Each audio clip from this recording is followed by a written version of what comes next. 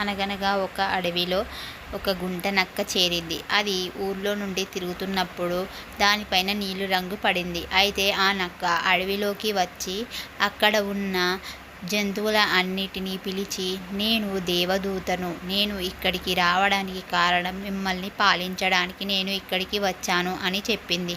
అయితే అక్కడే ఉన్న ఆ జంతువులన్నీ నమ్మాయి.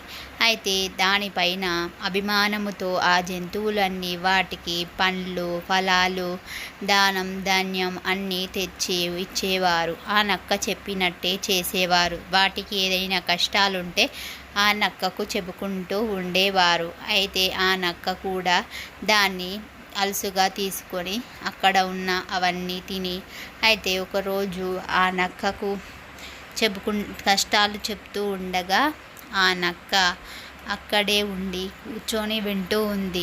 అయితే వాటికి కూడా అనుమానం మొదలైంది. అయితే ఆ నక్కకి అక్కడే ఉన్న జంతువులకు చూసినప్పుడు అక్కడ వర్షం రావడం మొదలైంది. అయితే ఆ నక్క పైన ఉన్న నీలిరంగు మెల్లమెల్లగా పోతుంది. అయితే అక్కడి నుండి మెల్లమెల్లగా ఆ నక్క పరుగులు తీస్తూ ఉంది. మెల్లమెల్లగా అక్కడి నుంచి జారుకుంటుంది. ఈ జంతువులన్నీ ఆశ్చర్యపోయాయి. ఎందుకు ఇలా జారుకుంటుంది అనగా ఆ నక్క కూడా మామూలు నక్కే అని చూసి అక్కడే ఉన్న జంతువులు తరిమి కొట్టాయి.